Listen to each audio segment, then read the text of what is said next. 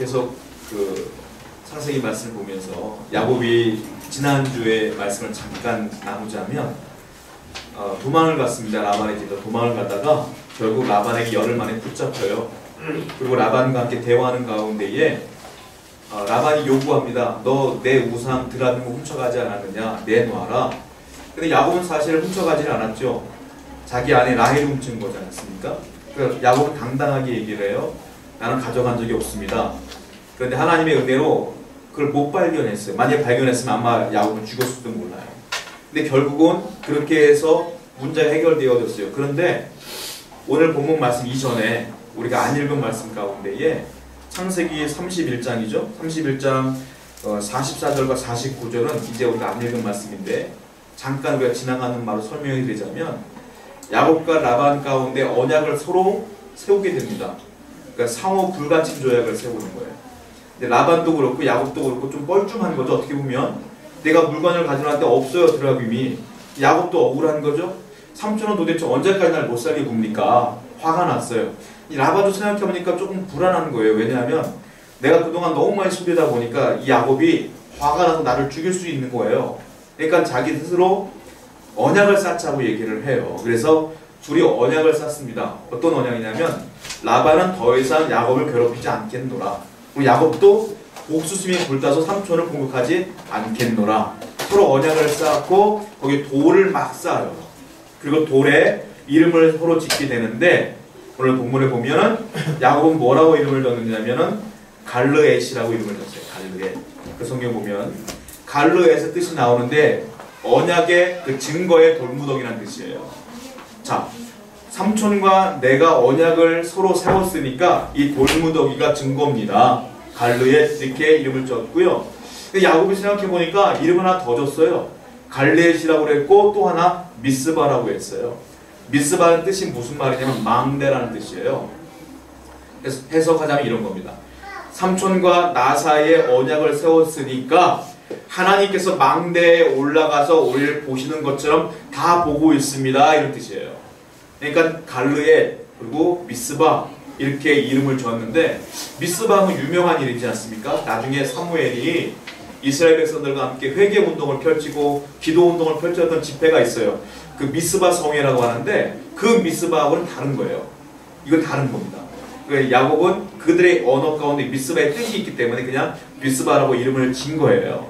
자, 그런 뜻으로 언약을 체결하게 됩니다. 그리고 이제 화해하는 마음으로 하룻밤을 같이 묵어요.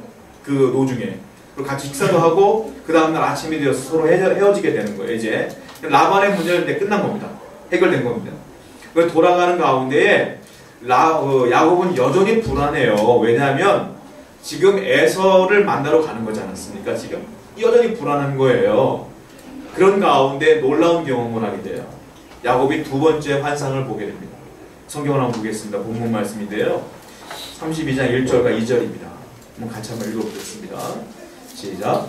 야곱이 길을 가는데 하나님의 사자들이 그를 만났더라. 야곱이 그들에게 이르기를 이는 하나님의 교대라고 그 땅 이름을 마하나임이라 하였더라. 야곱이 이제 삼촌과 헤어지고 불안한 마음으로 집으로 돌아가는 가운데에 길 가운데 놀라운 일들을 만나게 되는 거예요. 뭐냐면 하나님의 사자들을 만납니다. 하나님의 사자는 지금 우리나라 말로 말하면 천사를 말하는 거예요. 천사들을 만나게 되는 거예요. 그래서 야곱이 그 천사들을 만나고 만난 그 땅 이름을 짓는데요. 2절 말씀 보니까 뭐라고 했냐면 마하나임이라고 이름을 지었어요. 자, 마하나임은요, 마하네라고 하는 나라에서 파생된 건데 복수 명사예요. 그러니까 마하나임은 단수가 아니고 복수예요. 그러니까 이것이 무슨 뜻이냐면 군대라는 뜻입니다. 마하나임이. 군대는 한 사람이 아니잖아요. 여러 명이 있지 않습니까? 그러니까는 굳이 마하나임이라고 했다는 것은 1절 말씀 보면 하나님의 사자들이 그를 만난지라, 즉 천사가 한 명이 아니었던 거예요. 굉장히 많은 군대와 같은 천사를 야곱이 만난 거예요. 너무 놀라운 광경이죠. 그 광경을 딱 만나고 야곱이 마하나임 이렇게 이름을 지은 거예요. 근데 마하나임은요, 우리가 흔히 알고 있을 때 군대란 뜻이지만 또 다른 뜻이 있어요. 야곱은 그 뜻에 마음의 변화를 일으키면서 또 다른 뜻으로 이름을 지은 거예요. 뭐냐면 깜짝 놀랐어요. 여전히 열심히 살다 보니까 20년이라는 세월이 흘렀어요. 라반의 집에서. 그러니까 하나님의 존재 자체를 그냥 잊어먹고 살았던 거예요. 자, 언제 만났느냐? 그가 처음 집에서 나올 때에 베델에서 돌베개에서 대고 잠을 잘 때에 사닥다리를 통해 천사가 오르락내리락하는 거 봤잖아요. 그게 20년 전 일이란 말이에요. 이 20년 동안 하나님이 나타난 적이 없어요. 그리고 20년 만에 처음으로 하나님이 등장을 하신 거예요. 그러니까 20년 동안 그는 사는데 바빠갖고 결혼하는데 바빠갖고 삼촌하고 막 억울한 일 때문에 바빠갖고 하나님에 대한 일들 전혀 기억하지 못했어요. 그런데 이 일을 또 경험하다 보니까 마하나임 무슨 말이냐? 두 진영이라는 뜻이에요. 또 다른 뜻은 두 진영, 두 개의 세계. 무슨 말이냐? 하나님이 계셨구나. 하나님이 내가 잊고 있었지만 여전히 계셨구나 라는 걸 깨닫게 돼요. 그래서 하나님의 세계, 내가 사는 세계 이렇게 있었구나 하는 걸 깨달으면서 마하나임이라고 지은 거예요. 그리고 신계, 또 인간계 이런 게 있잖아요. 인간과 인간 사이도 마찬가지로 나만이 진리인 줄 알았는데 저 사람은 다른 생각을 하고 있구나. 이것도 깨닫게 되는 거예요. 그러니까 삼촌의 문제를 통해서 삼촌과 나는 달랐구나. 또 지금 에서를 만나러 가다 보니까 에서와 나는 다르구나. 에서는 억울하겠구나. 내가 그에게 죄를 지은 거구나. 이런 것들을 깊이 있게 깨닫게 되는 장소가 마하나임이에요. 그래서 두 진영 이런 뜻으로 이름을 진 겁니다. 그래서 대신관계, 대인관계, 대물관계 다 두 가지의 뜻이 있구나라는 것을 이 야곱이 깊이 깨닫게 돼요. 그러면서 더 깊이 하나님을 만나게 되는 계기가 되는 겁니다. 이것이. 자, 그래서요 야곱이 그때 이 사건 이후에 가축을 두 때로 나눠요. 두 가지 때니까. 성경을 볼게요. 친히 32장 7절을 보십시오. 같이 한번 읽어봅니다. 시작. 야곱이 심히 두렵고 답답하여 자기와 함께한 동행자와 양과 소와 낙을 두 때로 나누고 또 10절을 또 보세요. 시작. 나는 주께서 주의 종에게 베푸신 모든 은총과 모든 진실하심을 조금 더 감당할 수 없사오나 내가 내 지팡이만 가지고 이 요단을 건넜더니 지금은 두 때나 이루었노니. 여기 보면 7절에 보면 두 때로 나누고 또 10절에 보면 두 때나 이루었나이다. 두 때가 마하나임입니다. 여기 나오는 원어 자체가 마하나임이에요. 그러니까 두 때라는 의미로 얘기를 하는 거예요.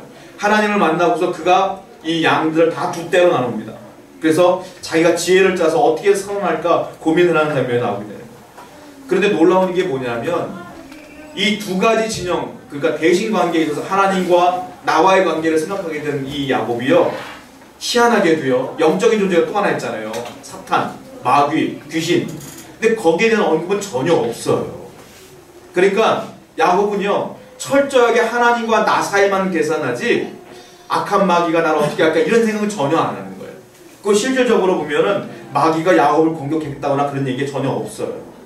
그게 야곱의 개념에는 마귀란 개념이 없어요. 지금 하나님과 나 이런 개념만 있는 거예요.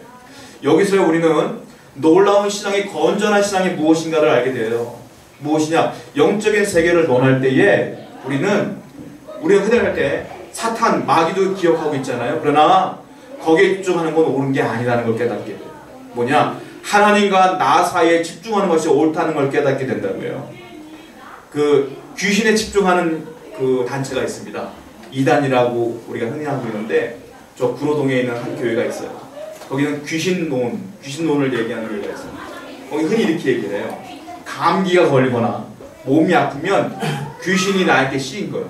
그래서 내가 몸이 아픈 거예요. 집안에 문제가 생기거나 돈에 문제가 생기거나 자녀가 아프거나 그러면 다 귀신이 우리 집안에 공격하고 있는 거예요. 거기 그렇게 얘기를 해요. 그러다 보니까 사람이 살다 보면 좋은 일이 많아요? 나쁜 일이 많아요? 나쁜 일이 더 많아요 사실.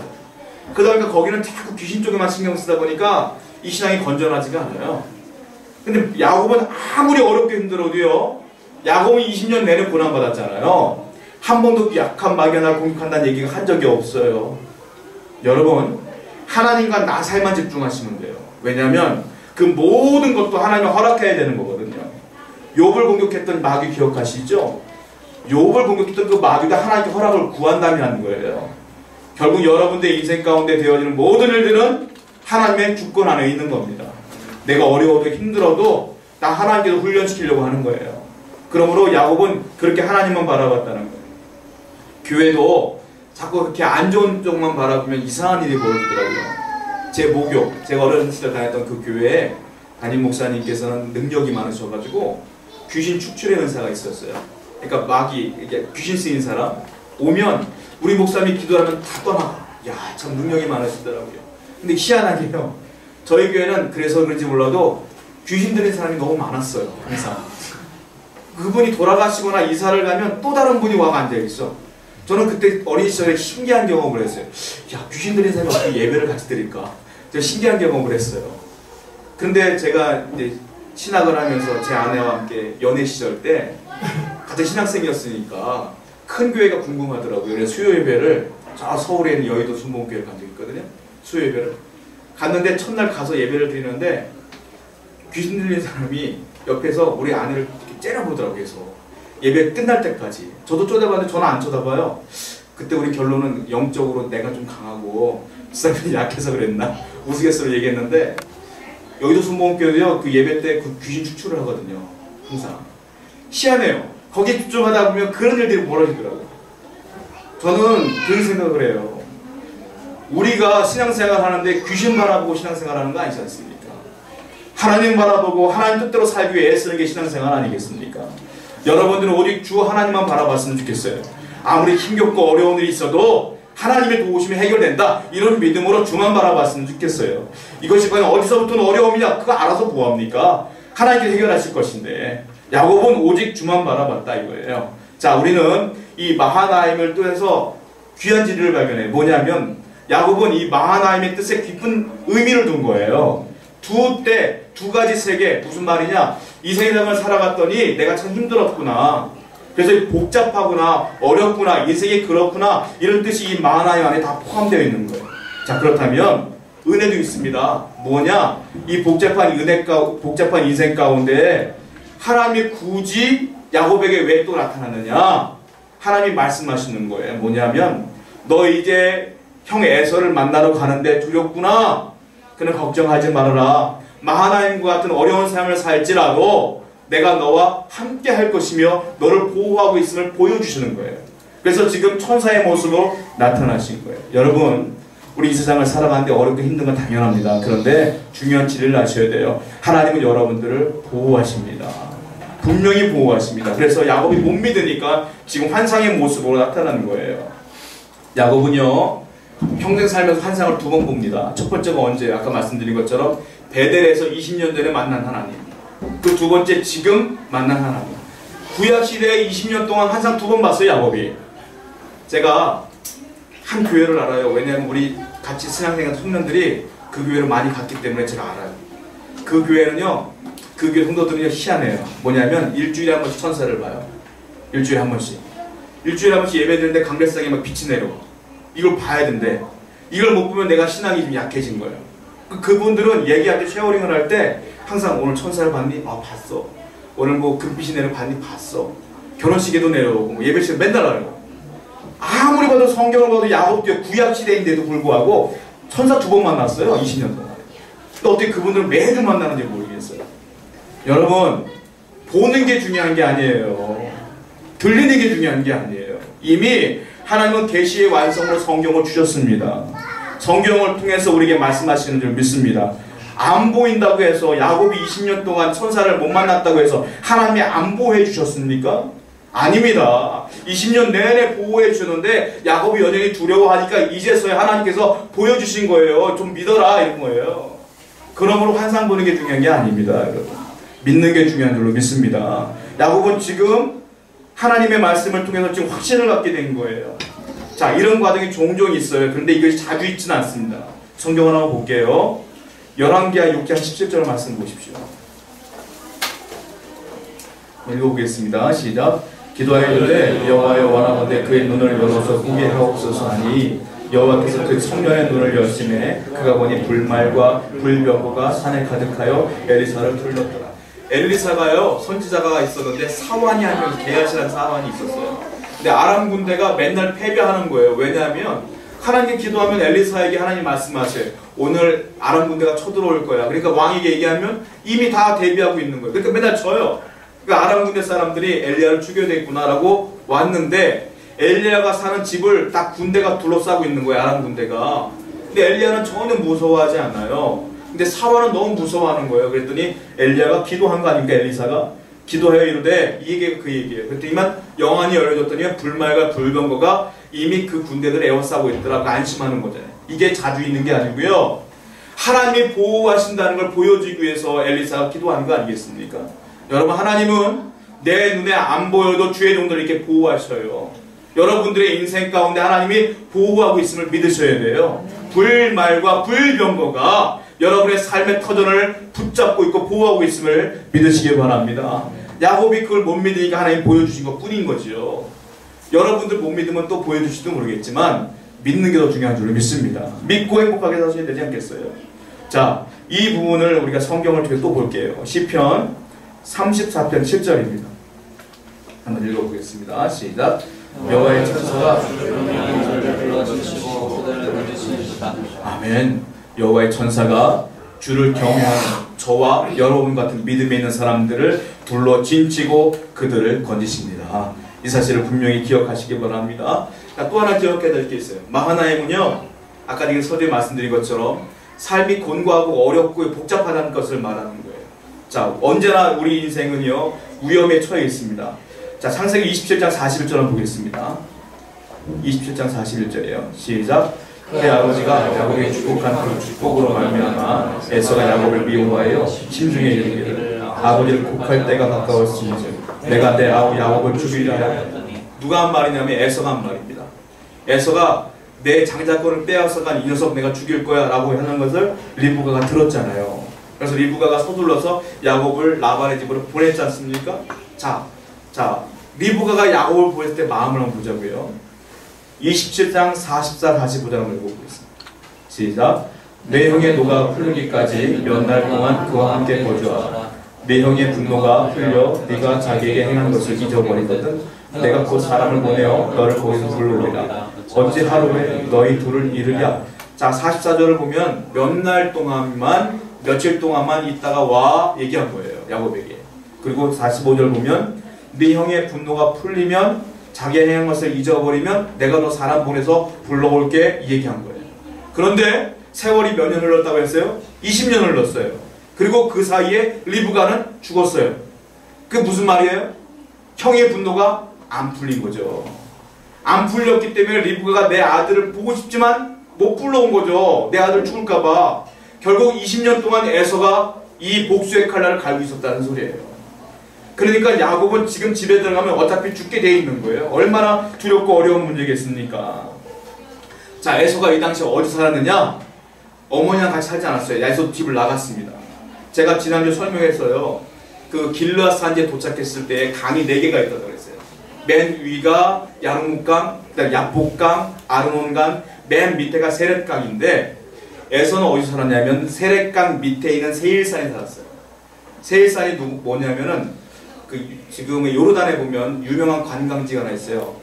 그 페트라라고 하는 곳이 있어요. 그러니까 돌산, 아주 험악한 돌산이 있어요. 거기가 지금 세일산인데요. 자, 거기 한번 볼까요? 오바댜가 에돔을 향하여 외친 그 말씀들이 있는데요. 한번 보겠습니다. 오바댜 선대, 오바댜 1장 2절과 4절입니다. 한번 읽어보겠습니다. 시작. 보라, 내가 너를 나라들 가운데 매우 작게 하였으므로 내가 크게 멸시를 받으니라. 너의 마음에 교만이 너를 속하였도다. 틈을 거주하며 높은 곳에 사는 자여, 네가 마음에 이르기를 누가 능히 나를 땅에서 끌어내리겠느냐 하니 네가 독수리처럼 높이 오르며 별 사이에 깃들일지라도 내가 거기에서 너를 끌어내리리라. 여호와의 말씀입니다. 에돔 사람들이요 굉장히 교만했어요. 에돔의 조상이 누구냐? 에서거든. 그러니까 이 오바댜 선지자가 이렇게 얘기하는 거야. 너희가 아무리 바위 틈에 거주할지라도 하나님이 끌어내릴 거야. 이 교만한 자들아. 이 얘기를 하는 거거든요. 즉 이 성은요, 에서가 살던 곳은 천의 요새예요. 아무도 근접할 수 없는 곳이에요. 그러니까 에서가 힘을 키우는 거예요. 계속 힘을 키우면서 교만해졌어요. 자, 그래서 이 야곱이 형이 어디서 사는지 알기 때문에 사원들을 보냅니다. 형, 나를 좀 용서해 주쇼. 내가 재물을 좀 줄게. 이 얘기를 했어요. 그런데 에서가 거기에 답을 안 해요. 그리고 어떻게 하냐면 400명 데리고 이 야복강까지 쫓아오는 거예요. 그러니까 제가 설명해 드렸어요. 세일산은 세렛강 밑에 있는 곳이고 지금 야곱은 야복강을 건너기 직전인 거예요. 강을 몇 개를 건너냐면 에서가 세렛강을 건너고 야복강까지 건너가야 그 아르논강도 건너야 만날 수가 있는 거예요. 이 길이가 몇 킬로인 줄 아십니까? 124km예요. 그러니까 지금 에서는요 400명을 이끌고 이 소식을 듣자마자 120km를 쫓아온 거예요. 지금 야곱을 죽이려고. 얼마나 지금 두렵습니까? 지금 이런 상황 가운데 있는 거예요. 이 야곱뿐만이 아니라 인생을 살아가는 성도들은 이런 위험에 다 노출되어 있어요. 왜 그런 줄 아세요? 성경을 한번 보겠습니다. 창세기 3장 15절 말씀 볼게요. 시작. 내가 너로 여자와 원수가 되게 하고 여자의 후손과 원수가 되게 하니 여자의 후손은 내 머리를 상하게 할 것이요 너는 그의 발꿈치를 상하게 할 것이니라고. 이게 무슨 말이냐면 살아가는 것 자체가 고난이라는 말씀이에요. 우리의 고향은 여기가 아니고 천국이기 때문에 이 세상을 살아가는 분들에게는 이런 위험들이 늘 도사리고 있다는 거예요. 그러니까 내게만 있는 어려움이 아니에요. 야곱에게만 있는 어려움이 아니에요. 늘 이런 어려움들이 있다는 소리예요, 사실은.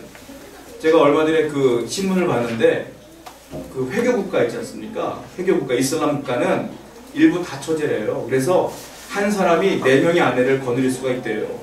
근데 이게 다 그런 거냐? 그렇지가 않고 결혼을 하려면 아내의 집찬금을 줘요. 돈을 주고 사는 거예요, 아내를. 그러니까 부자인 사람들은 아내가 많아요. 근데 가난한 사람들은 돈이 없으니까 결혼을 못해. 그 나라가 그렇대요. 그래서 어떤 사건이 벌어지냐면 외국인 관광객들이 그 나라를 관광으로 오면 남자들이 보고 있다가 결혼을 못한 남자들이 납치를 한다는 거예요. 그러니까 해외여행도 자세히 우리가 맘 놓고 할 수가 없는 세계예요, 지금 이 시대는.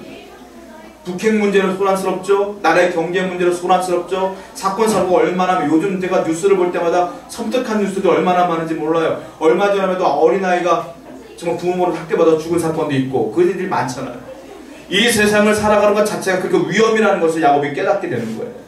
그러나 하나님께서는 아까 환상을 통하여 걱정하지 마라. 내가 그래도 너를 보호하겠노라. 이것이 하나님의 은혜라는 거예요. 여러분들이 아무리 험악한 세상을 살아도, 여러분 자녀가 험악한 세상을 살아도 하나님이 보호하신다는 사실을 늘 인지하시고 믿어야 될 줄로 믿습니다.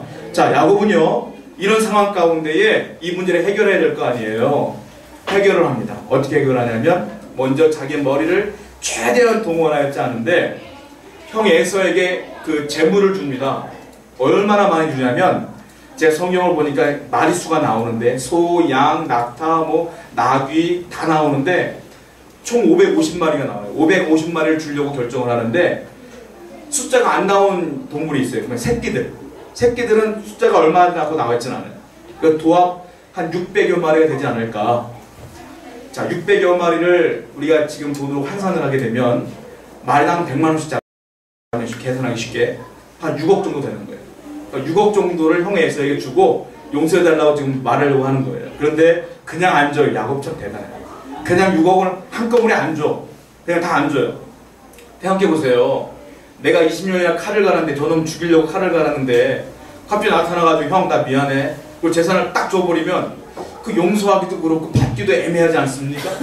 그러니까 야곱이요 머리를 쓰는 거예요. 어떻게 쓰냐면 이거 재산을 나눠요. 나눠가지고 어떻게 되냐면 맨 처음에 염소를 보내.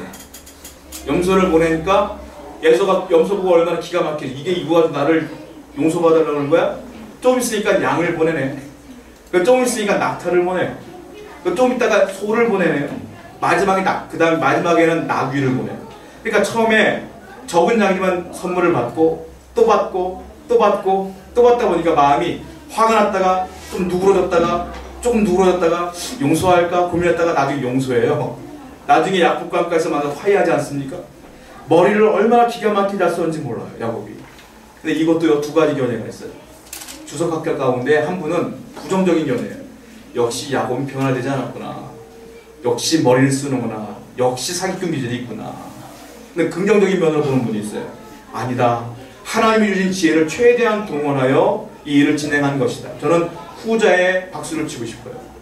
하나님은 여러분들의 사업장과 직장과 인생을 살아가는데 기도만 하라고 하지 않았어요. 최소한 내 머리를 총동원하여 열심히 일하면서 기도를 하는 게 정상이지 않습니까?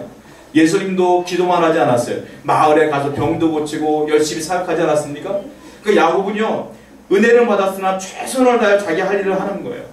어려움을 만나면 우리가 할 일은 최대한 열심히 노력해서 해결하려고 애를 쓰는 게 맞는 방법인 것 같습니다. 그런데 야곱은 한 가지 방법을 더 합니다. 이게 놀라운 거죠. 이게 정석이죠.